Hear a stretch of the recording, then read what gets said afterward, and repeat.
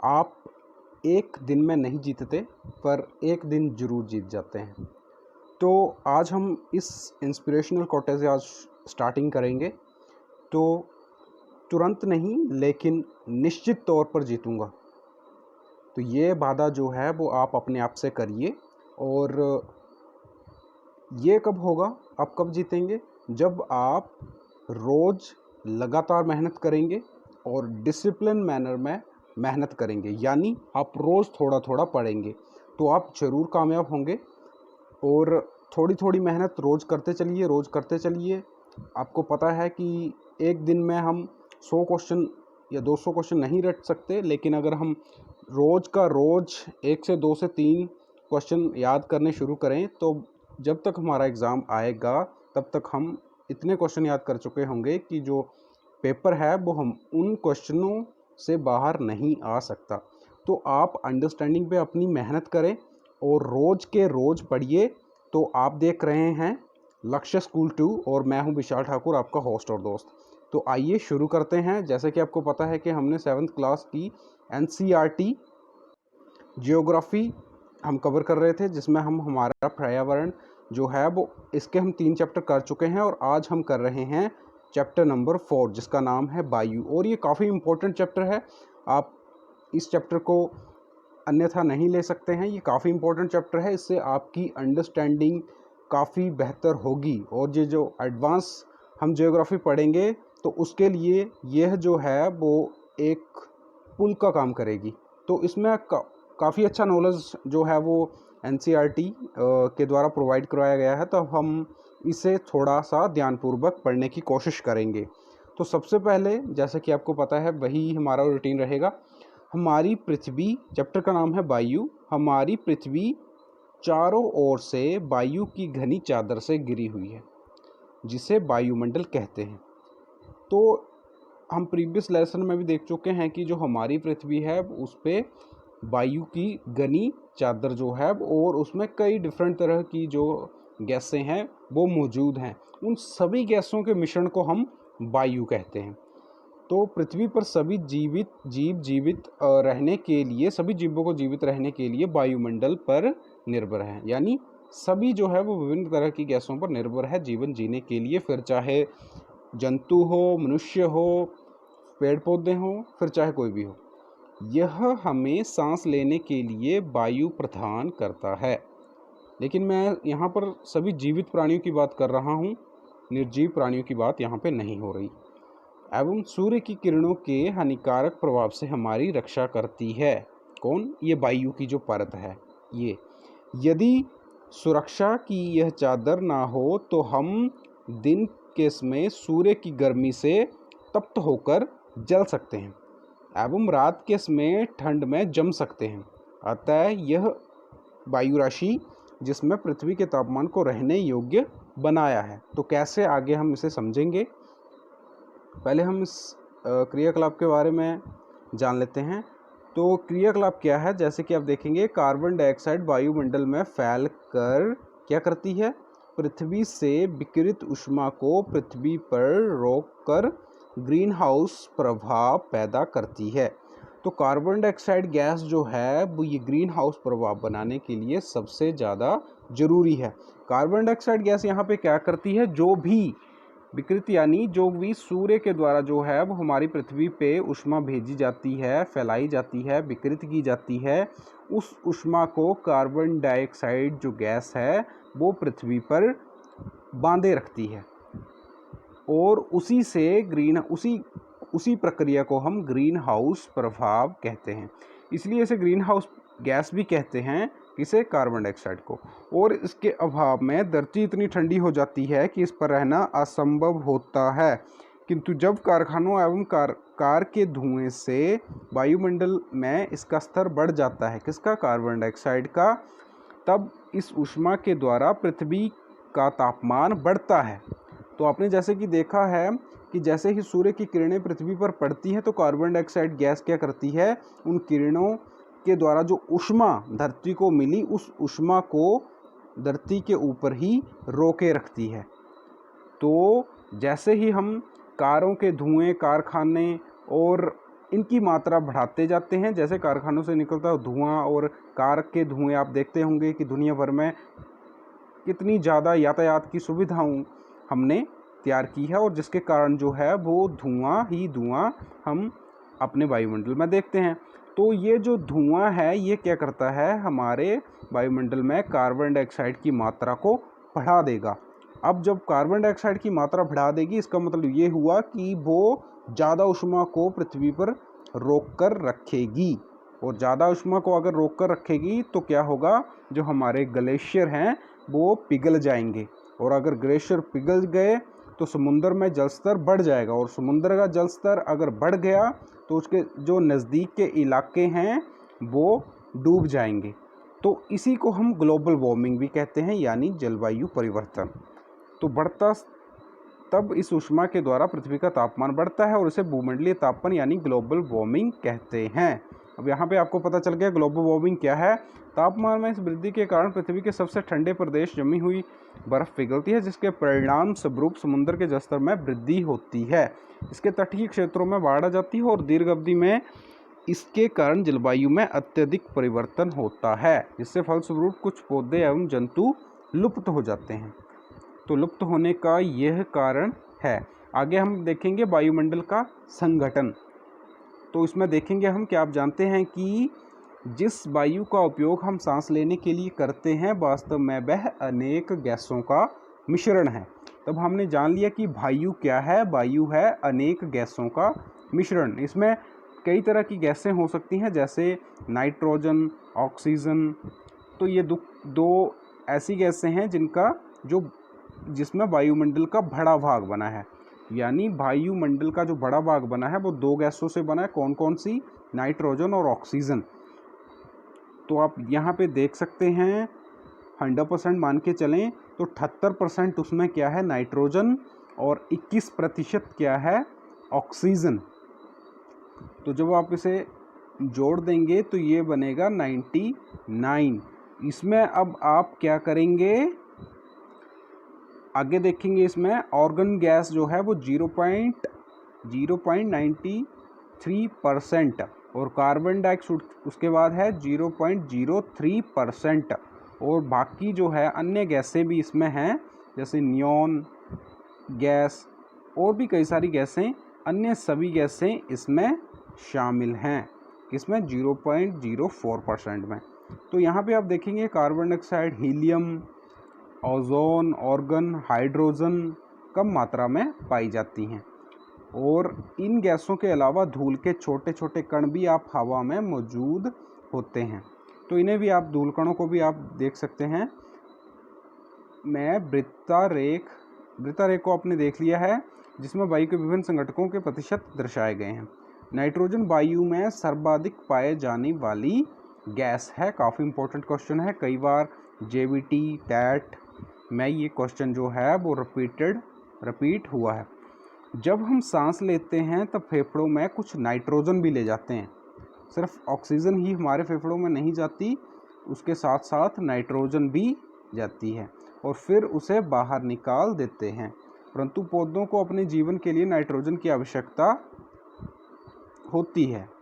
पौधों को किस गैस की आवश्यकता होती है? नाइट्रोजन की। और ये सीधे वायु से नाइट्रोजन नहीं ले पाते हैं। तब मृदा तथा कुछ पौधों की जड़ों में रहने वाले जीवाणु वायु में नाइट्रोजन लेकर इसका स्वरूप बदल देते हैं, जिससे पौधे जो है वो इसका प्रयोग कर लेते हैं। कौन सी गैस का? नाइट्रोजन का। यानी जैसे हम ऑक्सीजन गैस को डायरेक्ट अपने अंदर ले जाते हैं, पौधे ऐसा नहीं कर पाते। उनको पहले नाइट्रोजन को नाइट्रेट में बदलना पड़ता है, और उसके लिए कुछ सूक्ष्म जीवाणु जो हैं वो पौधों की मदद करते हैं। ये आप पढ़ेंगे क्लास 7th की जो साइंस की बुक है, विज्ञान की बुक, उसमें दिया हुआ है। ऑक्सीजन वायु में प्रचुरता से मिलने वाली दूसरी गैस है। पहले पर नाइट्रोजन 78% और ऑक्सीजन 21%, तो दूसरे नंबर पर ही आती है। मनुष्य तथा पशु सांस लेने में वायु से ऑक्सीजन प्राप्त करते हैं। हरे पादप प्रकाश संश्लेषण द्वारा ऑक्सीजन उत्पन्न करते हैं। तो प्रकाश संश्लेषण की जो प्रक्रिया होती है, तब पौधे जो है वो ऑक्सीजन गैस को उत्पन्न करते हैं और नाइट्रोजन गैस को ग्रहण करते हैं।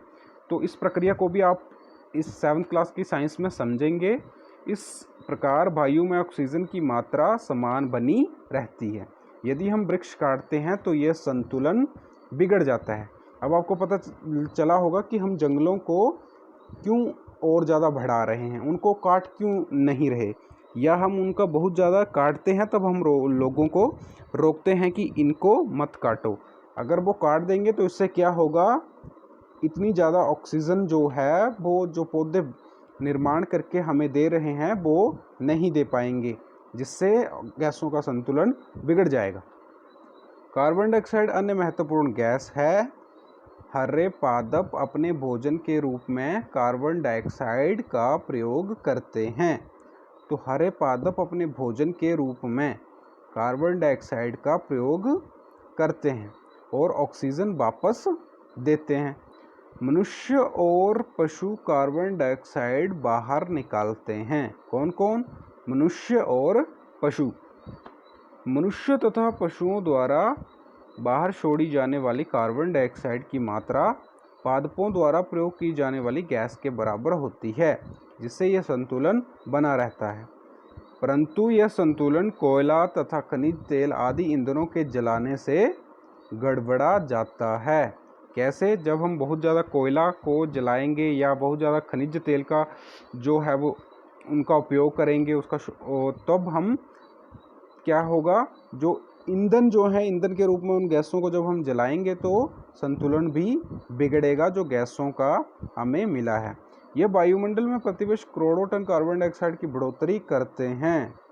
कौन? जो हम कोयला, खनिज तेल और जैसे ही हम कारों का, कारखानों का जो धुआं है वो कई ज़्यादा मात्रा में क्या कर रहा है, इसकी मात्रा को बढ़ा रहा है। किसकी? कार्बन डाइऑक्साइड की। परिणाम स्वरूप क्या हो रहा है, कार्बन डाइऑक्साइड का बढ़ा हुआ आयतन पृथ्वी पर मौसम तथा जलवायु को प्रभावित करता है। जैसे आप साइंटिस्ट अब घोषणा भी कर रहे हैं कि हर 5 से 6 साल में हमारा जो सेल्सियस है, यानी हमारा जो तापमान है वायुमंडल का, वो धीरे धीरे बढ़ रहा है। अब क्यों बढ़ रहा है इसका आपको पता चल गया होगा। जब, क्या आप जानते हैं, इसे पढ़ लेते हैं। जब वायु गर्म होती है तो फैलती है। क्या हुआ? जब वायु को हमने गर्म किया या वायु गर्म है अगर, तो वो फैल जाती है, यानी उसका थोड़ा विस्तार हो जाता है, वो थोड़ा एरिया और ज़्यादा घेरती है। और हल्की हो जाती है तो क्या होता है, ऊपर उठ जाती है। और ठंडी वायु संघनन और भारी होती है, इसीलिए इसमें नीचे रहने की प्रवृत्ति होती है। संघनन यानी थोड़ा सा कम आकार घेरती है, उसे हम कह रहे हैं संघनन, इसलिए इसमें नीचे रहने की प्रवृत्ति होती है। गर्म वायु के ऊपर उठने पर आसपास के क्षेत्रों में ठंडी वायु रिक्त स्थान को भरने के लिए वहाँ आ जाती है। इस प्रकार वायु चक्कर चलता है। इसे हम थोड़ा आगे डिटेल में समझेंगे और एडवांस ज्योग्राफी में भी इसका काफ़ी रोल है। तो ये बेसिक है आपके लिए, इसे आपने ध्यान से पढ़ना है। आगे मैं आपको थोड़ा और क्लियर करूँगा। तो जब वायु, जब यहाँ पे बात की कि वायु गर्म हो जाती है तो हल्की हो जाती है और ऊपर उठती है, तो आपने इसका एग्जाम्पल कई बार देखा होगा। जब हम किसी भी गुब्बारे में क्या करते हैं, गर्म गैस को भरते हैं या हल्की गैस को उसमें भरा जाता है तो वो गुब्बारा ऊपर उठ जाता है। और जैसे ही हम, या कई बार आप देखते होंगे मुंह के द्वारा अगर हम उसमें हवा भरें तब गुब्बारा ऊपर नहीं उठता है, यानी ऊपर की ओर नहीं उड़ता है। जैसे हीलियम गैस और गर्म गैस को भरने पर अपने आप ही ऊपर चला जाता है। तो इस एग्जाम्पल से आप समझ गए होंगे कि जब वायु गर्म होती है तो हल्की हो जाती है और ऊपर उठ जाती है। अगर वायु जो है वो ठंडी है तो बाहरी हो जाती है और नीचे ही रहती है। आगे हम पढ़ने की कोशिश करेंगे वायुमंडल की संरचना। तो वायुमंडल की संरचना आप देखेंगे, हमारा वायुमंडल 5 परतों में विभाजित है। पिछले लेसन में हम कर चुके हैं, लेसन 6th क्लास में। तब आपने थोड़ा सा इसे और ज़्यादा इससे डिटेल में पढ़ा था। क्या?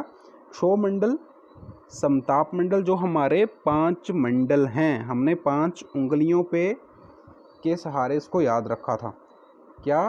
पहली क्षोभ मंडल, दूसरा समताप मंडल, तीसरा मध्य मंडल और चौथा वायुमंडल। कौन सा? बहिर्मंडल और आयन मंडल और बहिर्मंडल।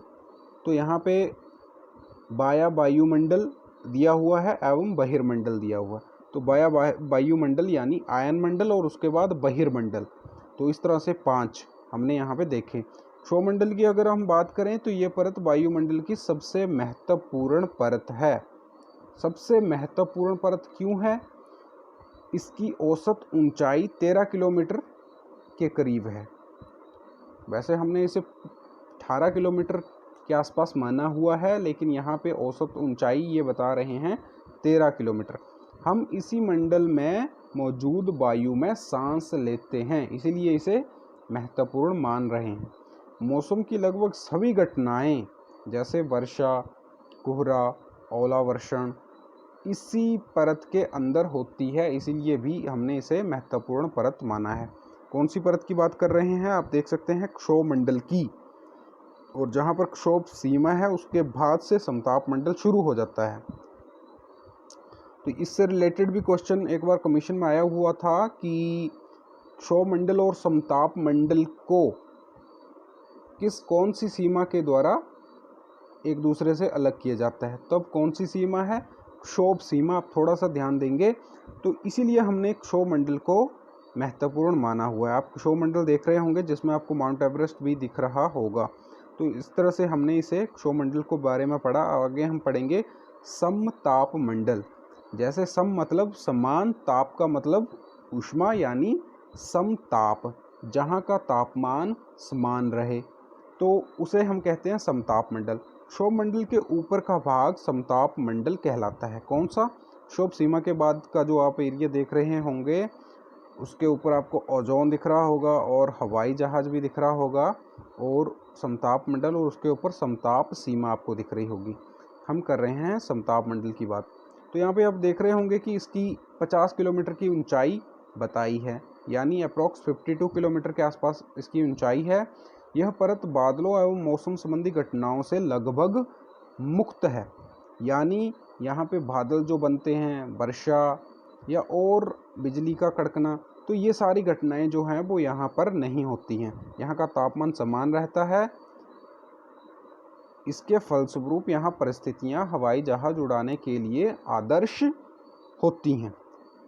समताप मंडल की एक महत्वपूर्ण विशेषता ये है कि इसमें ओजोन गैस की परत होती है। तो कौन से जो हमारा मंडल है उसमें ओजोन लहर है, तो वो कौन सी में है? समताप मंडल में। तो ओजोन लहर क्या करती है? सूर्य से आने वाली हानिकारक किरणों को यह यहीं पर रोक के समाप्त कर देती है। कौन सी गैस? Ozone gas. कौन से मंडल में है? समताप मंडल में है।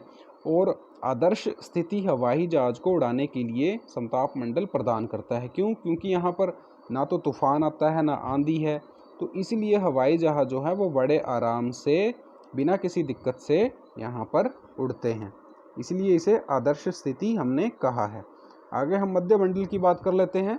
यह वायुमंडल की तीसरी परत है। मध्य मंडल की बात कर रहे हैं समताप सीमा से ऊपर, मध्य मंडल और ऊपर मध्य सीमा। तो समताप सीमा से ऊपर आप देख रहे होंगे मध्य मंडल, तो यह वायुमंडल की तीसरी परत है। ये समताप मंडल के ठीक ऊपर होती है। ये लगभग 80 किलोमीटर की ऊंचाई तक फैली होती है, यानी आप बात कर रहे हैं 80 किलोमीटर तक। जब आप जीरो से यहाँ पर नापने से शुरू करें 10, 20, 30, 40, 50 किलोमीटर और उसके बाद 80 किलोमीटर तक आपको मध्य सीमा दिखाई देगी, यानी मध्य मंडल। मध्य मंडल की ये ऊंचाई आपने ध्यान रखनी है क्योंकि इससे रिलेटेड क्वेश्चन आते भी हैं और क्लास 7 के बच्चों ने भी इन सभी को याद रखना है। तो आप देख रहे हैं यहाँ पर 80 किलोमीटर की ऊंचाई तक फैली है। अंतरिक्ष में प्रवेश करने वाले उल्का पिंड इस परत में आने पर जल जाते हैं। तो ये आप देख रहे होंगे, जैसे कि आपने कई बार आसमान में देखा होगा तो वो आपको टूटता हुआ तारा दिख रहा होगा, लेकिन एक्चुअल में जो जिसे हम टूटता हुआ तारा कहते हैं वो तारा ना होके उल्का पिंड होता है, जो कि जैसे ही बहिर्मंडल से हमारे इन्वायरमेंट में, हमारे वायुमंडल में एंटर करता है, उसके बाद वो आयन मंडल में यानी वाया वायुमंडल में पहुंचता है, और उसके बाद जैसे ही वो मध्य सीमा के अंदर प्रवेश करता है यानी मध्य मंडल में, तब उसमें घर्षण के कारण वो उसमें आग लग जाती है। यानी उसकी जो गति है वो उतना तेज होती है कि उसमें आग लग जाती है हवा में ही। और ये कौन से मंडल में ये घटनाएं होती हैं? मध्य मंडल में। तो उसी जो हमारा उल्का जो हमारे एनवायरनमेंट में, हमारे वायुमंडल में जो एंटर किया, मध्य मंडल की सीमा में जब पहुंचता है तब वो जल जाता है, और जब वो जल जाता है तब हमें वो चमकता हुआ दिखाई देता है, जिसे हम टूटता हुआ तारा कहते हैं। लेकिन तारा कभी नहीं टूटता है, क्यों? क्योंकि वो गैसों का बना होता है और गैसें नहीं टूटती हैं। तो इस तरह से हमने मध्य मंडल के बारे में पढ़ लिया है। अब हम पढ़ेंगे बाह्य वायुमंडल या आयन मंडल के बारे में। तो बढ़ती ऊंचाई के साथ तापमान अत्यधिक तीव्रता से बढ़ता है। आयन मंडल इस परत का एक भाग है। इसे आयन मंडल भी कह देते हैं। कौन से मंडल को? बाह्य वायुमंडल को। इसे हम कह देते हैं आयन मंडल। और इसी में जो है वो केवल जो है वो तापमान अत्यधिक तीव्रता से बढ़ता है। वैसे जैसे जैसे हम ऊंचाई पर जाते हैं तापमान की जो स्थिति है वो घटती है, लेकिन इस मंडल में जो है वो तापमान तीव्रता से बढ़ता है। आयन मंडल इस परत का एक भाग है। आयन मंडल जो है, जिसे हम बाह्य वायुमंडल कह रहे हैं, उसे आयन मंडल भी कहते हैं। तो इसकी जो ऊंचाई की बात करें तो तकरीबन 400 किलोमीटर तक। और इसी आयन मंडल में हमने रेडियो संचार जो हमारे उपग्रह हैं वो भी स्थापित किए हुए हैं। कौन से मंडल में? आयन मंडल में। यानी 80 से 400 किलोमीटर के बीच हमने क्या किया हुआ है? रेडियो संचार जो हमारे उपग्रह हैं वो इस पे स्थापित किए हुए हैं। वास्तव में पृथ्वी से जो हम प्रसारित रेडियो तरंगे इस परत द्वारा पुनः पृथ्वी पर परावर्तित कर दी जाती हैं। तो रेडियो तरंगे जो पृथ्वी से हम ऊपर की तरफ जो हमारे रेडियो तरंगे जाती हैं, उन्हें आयन मंडल जो है वो वापस पृथ्वी पर भेज देता है, जिससे सिग्नल की जो प्रक्रिया है वो चली रहती है। अब हम करेंगे बहिर्मंडल की बात। तो बहिर्मंडल की सबसे ऊपरी परत को बहिर्मंडल के नाम से जाना जाता है। ये वायु की पतली परत होती है, और जितनी हल्की गैसें होंगी वो इसी परत में होती हैं। कौन सी? बहिर्मंडल में। जैसे हीलियम और हाइड्रोजन, यह जो है वो इसी मंडल में देखने को आपको मिलेंगी। कौन सी? बहिर्मंडल में। तो बहिर्मंडल, यहाँ से हमने बहिर्मंडल की बात की। तो तकरीबन जो है वो 690 किलोमीटर के बाद मध्य मंडल, उसके बाद आयन मंडल, और उसके बाद आता है बहिर्मंडल, जो कि तकरीबन 690 किलोमीटर के बाद जो है वो शुरू हो जाता है। इसके बाद हम साथ ही बात करेंगे मौसम एवं जलवायु की। तो स्थानीय समाचारों में इस दिन का मौसम रिपोर्ट लिखें और मौसम में बदलाव का अवलोकन करें। आगे हम पढ़ेंगे, क्या आप जानते हैं, क्या यह जानकर आपको आश्चर्य होगा कि पृथ्वी सूर्य की ऊर्जा के 2 अरबवां भाग ही प्राप्त करती है। तो आप देख सकते हैं कि सूर्य में कितनी ज़्यादा गर्मी होगी। सूर्य की हम थोड़ी सी, एक तिनका सा सूर्य की रोशनी का हम प्राप्त करते हैं, और जो कि पूरी पृथ्वी को गर्म कर देता है। तो आप ये सोचें कि सूर्य में कितनी ज़्यादा गर्मी होगी। आगे हम मौसम एवं जलवायु के बारे में पढ़ लेते हैं। अब हम मंडल के बारे में पढ़ चुके हैं। इसमें हमने ऊंचाई और कौन कौन सी घटनाएं होती हैं इनको पढ़ लिया है। आपके बेसिक अंडरस्टैंडिंग के लिए काफ़ी इम्पोर्टेंट है। अगर आप पहली बार पढ़ रहे होंगे तो ज़रूर 2 से 3 रीडिंग इसको दें। आगे हम पढ़ेंगे मौसम एवं जलवायु के बारे में। क्या आज वर्षा होगी? क्या आज दिन साफ होगा और धूप निकलेगी? कितनी ही बार हमने क्रिकेट प्रेमियों के मुंह से यह शब्द सुना है। तो मौसम जो है वायुमंडल की मौसम की डेफिनेशन हम याद करने की कोशिश करें तो वायुमंडल की प्रत्येक घंटे तथा दिन प्रतिदिन की स्थिति, क्या वायुमंडल की प्रत्येक घंटे एवं दिन प्रतिदिन की स्थिति को हम कहते हैं मौसम, और मौसम से बनती है जलवायु। तो जलवायु कैसे बनती है? दीर्घ काल में किसी स्थान का औसत मौसम, दीर्घ काल में किसी स्थान का औसत मौसम जो होता है, जो एवरेज निकल के आती है मौसम की, उसे हम कहते हैं जलवायु। और मौसम जो है वो वायुमंडल की दिन प्रतिदिन की स्थिति होती है, और मौसम से ही बनती है जलवायु। आगे हम तापमान के बारे में पढ़ते हैं। हम मौसम और जलवायु की डेफिनेशन यहाँ पर सीख चुके हैं। अब हम पढ़ेंगे तापमान के बारे में। आप प्रतिदिन जिस तापमान का अनुभव करते हैं, ये वायुमंडल का तापमान होता है। वायु में मौजूद ताप एवं शीतलता के परिणाम को तापमान कहते हैं। तो तापमान क्या है? वायु में मौजूद ताप एवं शीतलता, ताप यानी ऊष्मा, और शीतलता का जो रिजल्ट है, वो जो परिणाम है, वो है तापमान। वायुमंडल का तापमान केवल दिन और रात में ही नहीं बदलता, बल्कि ऋतुओं के अनुसार भी बदलता है। जैसे आप देखते होंगे कि चाहे गर्मी की ऋतु हो तो दिन तो गर्म होता है लेकिन रात ठंडी होती है। लेकिन ये हो गई घूर्णन गति जो दिन रात बनाती है पृथ्वी की। और जो ऋतुएं हैं उसमें भी हम किसे देखते हैं? तापमान को बदलता हुआ देखते हैं। जैसे कि जब ठंड आती है तब जो तापमान जो है वो ठंडा हो जाता है, और गर्मियों की ऋतु में और ज़्यादा तापमान बढ़ जाता है।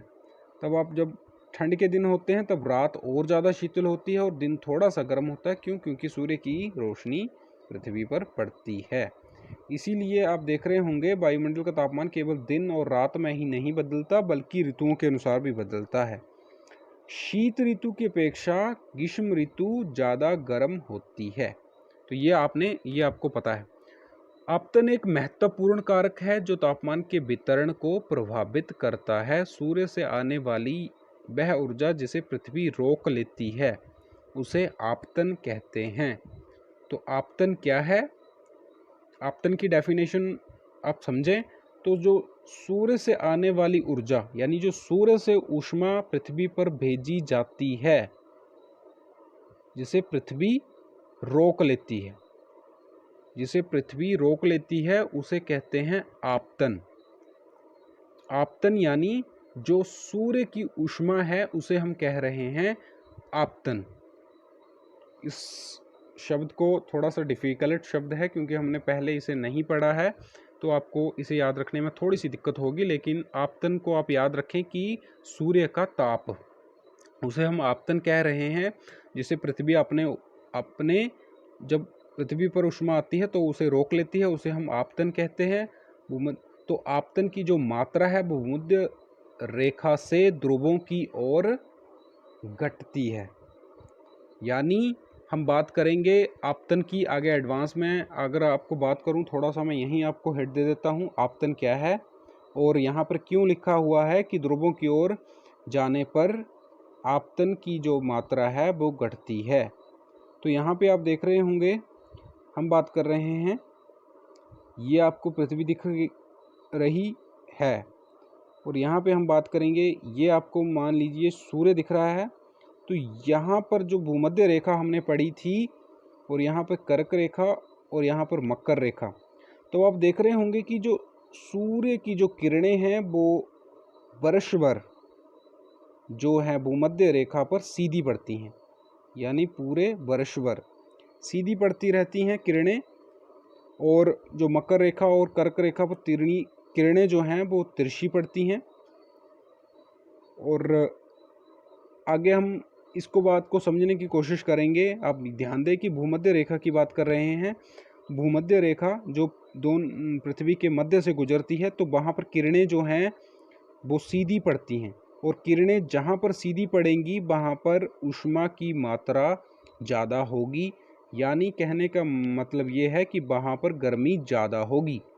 और जब हम ध्रुवों की ओर बढ़ते हैं, ये हमने उत्तरी ध्रुव की बात की और ये दक्षिणी ध्रुव, और जैसे ही हम ध्रुवों की ओर बढ़ते हैं, फिर चाहे वो उत्तरी ध्रुव हो या हो दक्षिणी ध्रुव, जब हम ध्रुवों की ओर बढ़ते हैं तो ऊष्मा की मात्रा जो है वो धीरे धीरे घटती है, यानी यहाँ पर गर्मी काफ़ी ज़्यादा होती है और धीरे धीरे जैसे हम ऊपर को जाते हैं तो गर्मी कम होती जाती है।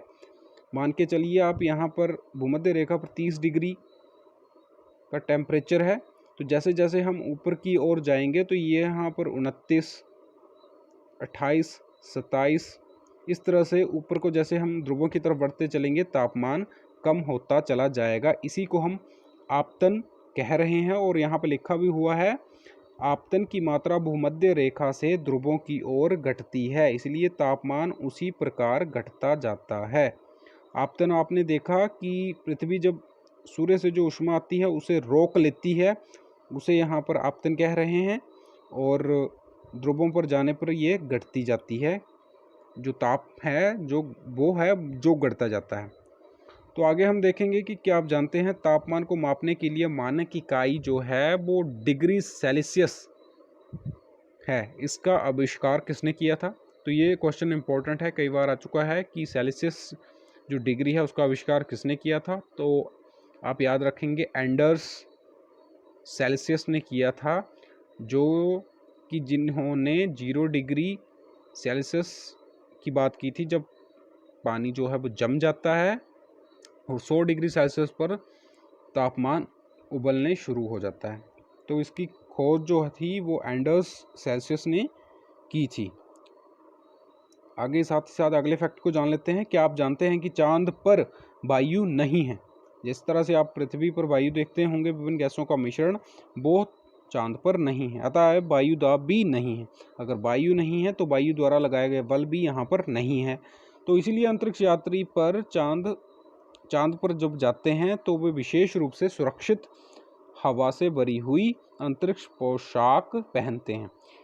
यदि वे इस अंतरिक्ष पोशाक को ना पहने तो अंतरिक्ष यात्री के शरीर पर विपरीत बल लगने के कारण उनकी रक्तशिराएं फट सकती हैं, इसलिए अंतरिक्ष यात्री रक्तस्रावित हो सकता है, यानी रक्त उनके जो शरीर है वहाँ से निकल सकता है। आगे हम पढ़ेंगे पवन। तो पवन का नाम, पवन के बारे में भी हम जानेंगे, तो जान लेते हैं पहले वायु दाब के बारे में पढ़ लेते हैं। तो जिस तरह से हम शुरू कर रहे हैं, आप थोड़ा सा ध्यान दें। तो यहाँ पर आप देख रहे होंगे हमने कहाँ तक पढ़ा था कि ताप आपतन के बारे में। तो आप समझ लेंगे कि ध्रुवों पर ध्रुव बर्फ से क्यों ढके रहते हैं, हमने क्लास 6 में इसका चर्चा कर ली है। यदि पृथ्वी का तापमान अत्यधिक बढ़ जाता है तो यह इतनी गर्म हो जाएगी कि यहाँ कुछ फसलें नहीं उग सकती हैं। गांव की अपेक्षा नगरों का तापमान बहुत अधिक होता है। दिन के समय में एस्फाल्ट से बनी सड़कें तथा धातु और कंक्रीट से बने भवन गर्म हो जाते हैं। रात के समय ये ऊष्मा मुक्त हो जाती है। तब हम यहाँ पर बात करेंगे, यहाँ पे बताया हुआ कि गांव और शहर की तुलना में किसका तापमान ज़्यादा होगा, तब हम आंसर देंगे शहर। अब शहर क्यों? क्योंकि शहर में बहुत ज़्यादा इमारतें होती हैं, बहुत ज़्यादा सड़कें आपको देखने के मिलेंगी, बहुत ज़्यादा कंक्रीट यानी जो पत्थर, जो ईंट हैं वहाँ पर आपको बड़ी ज़्यादा मात्रा में वहाँ पर मिलती हैं। तो इसी कारण जो है आप देखते होंगे कि जो पक्का घर और कच्चे घर में क्या अंतर है, क्योंकि जो हम पक्का घर हमने ईंटों से पत्थरों से बनाते हैं वो बड़ा ज़्यादा गर्म हो जाता है। बड़ा ज़्यादा गर्म हो जाने के कारण वह तापमान को भी, आसपास के तापमान को गर्म कर देता है, और जो कच्चा घर होता है वो तापमान को गर्म नहीं करता है क्योंकि वो ठंडा रहता है। तो इसलिए शहर ज़्यादा गर्म है। क्योंकि वहाँ पर कंक्रीट, टोटल कंक्रीट ही आपको देखने को मिलेगा, भवन ही भवन, बिल्डिंग ही बिल्डिंग, सड़कें ही सड़कें, तो वो ज़्यादा तापमान को बढ़ा देती हैं। तो इस तरह से आपने इस चीज़ को समझा। आगे हम बात करेंगे वायु दाब के बारे में। ये जानकारी आपको आश्चर्य होगा कि वायु हमारे शरीर पर उच्च दाब के साथ बल लगाती है, किंतु हम उसका अनुभव नहीं कर पाते हैं। यह इसलिए होता है क्योंकि वायु का दाब हमारे ऊपर सभी दिशाओं से लगता है और हमारा शरीर विपरीत बल लगाता है। इस बात को समझने के लिए हम थोड़ा सा एडवांस में समझेंगे इस बात को। आगे हम पढ़ेंगे, पृथ्वी की सतह पर वायु के भार द्वारा लगाया गया दाब वायु दाब कहलाता है। वायु दाब की डेफिनेशन आप याद कर लें कि पृथ्वी की सतह पर वायु के भार के द्वारा पृथ्वी की सतह पर वायु के भार के द्वारा लगाया गया बल वायु दाब कहलाता है। वायुमंडल में ऊपर की ओर जाने पर दाब तेजी से गिरने लगता है। तो यहाँ पर हम दाब की बात कर रहे हैं। जैसे ही आप वायुमंडल में ऊपर की ओर जाते हैं तो क्या होता है, दाब तेजी से गिरने लगता है। समुद्री स्तर पर वायु दाब सर्वाधिक होता है और ऊंचाई पर जाने पर ये घटता जाता है। तो ऊंचाई के जाने पर ये घटता जाता है क्योंकि वहाँ पर धीरे धीरे जो है वो गैसों की कमी यानी वायुमंडल की कमी हमें देखने को मिलती है। और वायु ही नहीं होगी तो वायु दाब कहाँ से होगा। तो वायु दाब घटता जाता है जब हम ऊपर की तरफ जाते हैं। वायु दाब को क्षैतिज वितरण किसी स्थान पर उपस्थित वायु के ताप द्वारा प्रभावित होता है।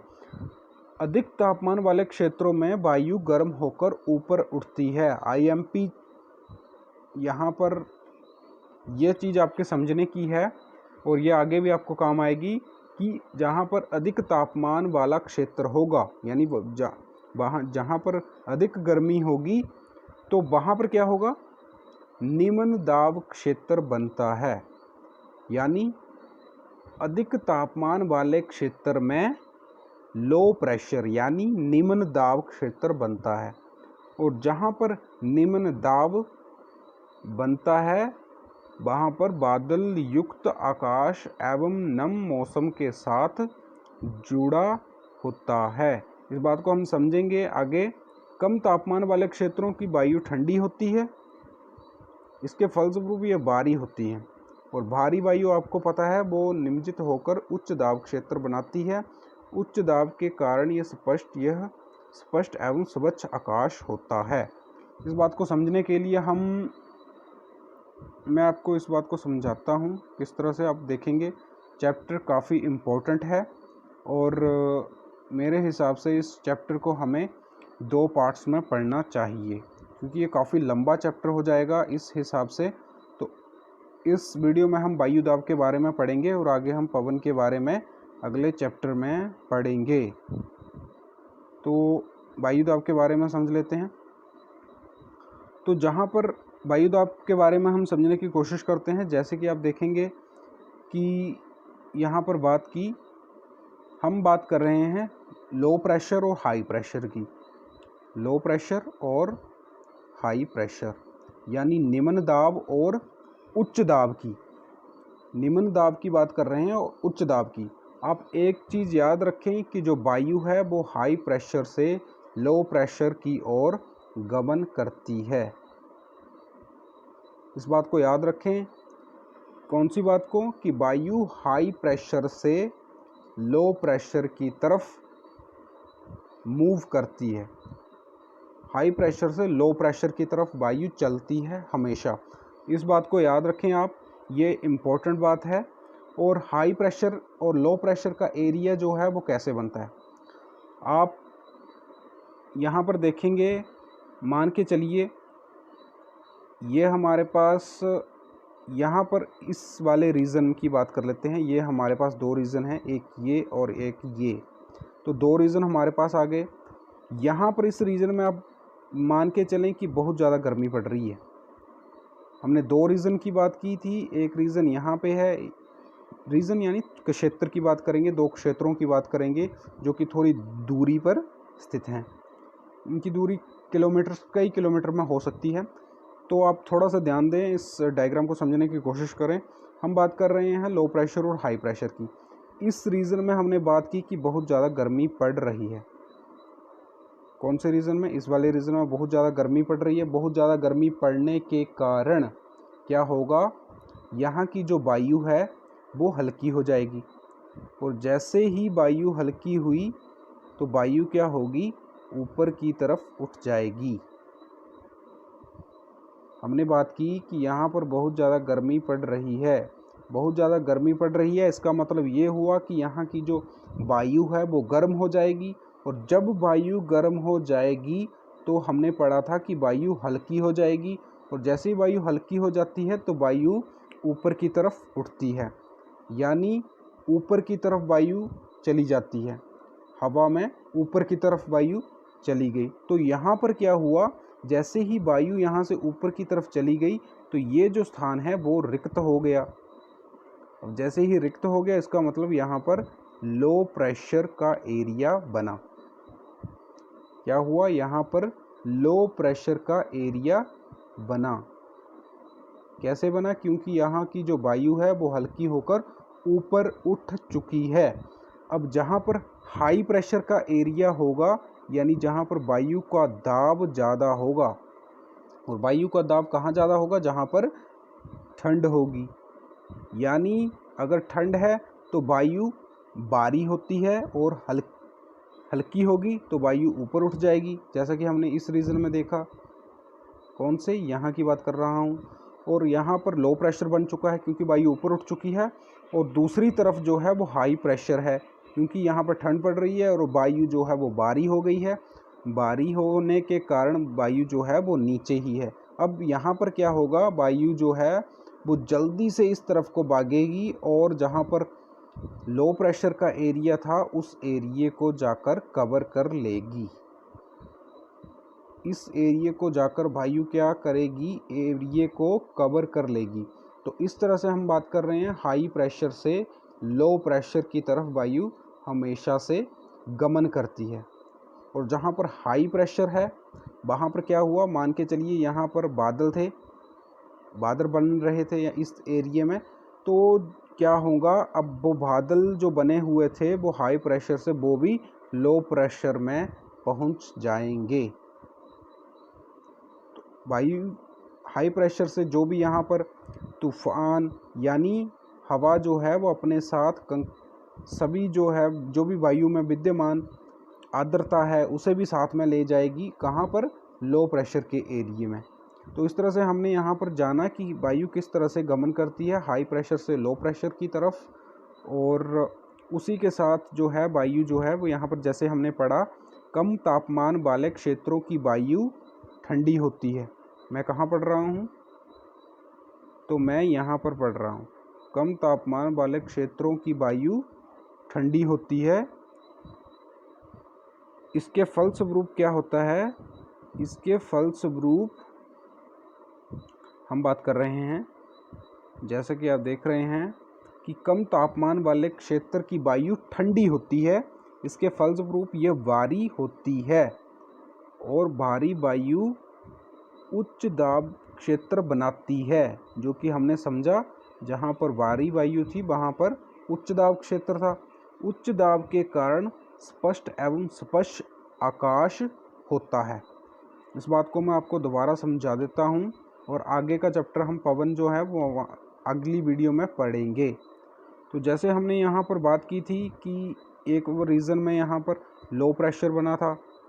अब लो प्रेशर क्यों बना था? यहाँ पर अधिक गर्मी पड़ रही थी, वायु ऊपर उठ गई, और वायु के ऊपर उठते ही यहाँ पर लो प्रेशर का एरिया बन गया। और जहाँ पर वायु भारी है तो यहाँ पर हाई प्रेशर का एरिया है। यहाँ पर अगर हाई प्रेशर का एरिया है तो वो वायु जो है वह हाई प्रेशर से लो प्रेशर की तरफ जाती है, और यहाँ का मौसम साफ़ हो जाएगा। मान के चलिए यहाँ पर बादल थे, कौन से रीजन में? हाई प्रेशर वाले रीजन में अगर बादल थे, तो वो बादल जो हैं वो जब वायु हाई प्रेशर से लो प्रेशर की तरफ जाएगी तो उन बादलों को भी बहाकर अपने साथ लो प्रेशर में लेकर चली जाएगी, और हाई प्रेशर वाला एरिया जो है वो साफ़ और स्वच्छ हो जाएगा। तो आप याद रखें कि जो हाई प्रेशर है वहाँ का एरिया जो है वो कैसा होता है? वहाँ का आसमान स्पष्ट और साफ होता है। क्यों? क्योंकि वहाँ पर बादल नहीं होते हैं। बादल कहाँ पे होते हैं? लो प्रेशर के एरिए में। तो यहाँ पे हमने इस बात को समझ लिया है। काफ़ी इम्पोर्टेंट चैप्टर है, और पवन से हम अगले चैप्टर में पढ़ेंगे। तो इस लेसन को आप 2 से 3 बार पढ़ें, क्योंकि ये चैप्टर थोड़ा सा टेक्निकल है। इस बात को समझने की कोशिश करें, और जो बात हम यहाँ पर समझ रहे हैं यह आपके काम आने वाली है, ये मैं आपको लिख कर दे सकता हूँ। तो आज के लिए हम इतना ही करते हैं। तो आप सभी का धन्यवाद, और आप चैनल से जुड़ रहें और ज़्यादा से ज़्यादा सीखते चले जाइए। तो थैंक यू, धन्यवाद।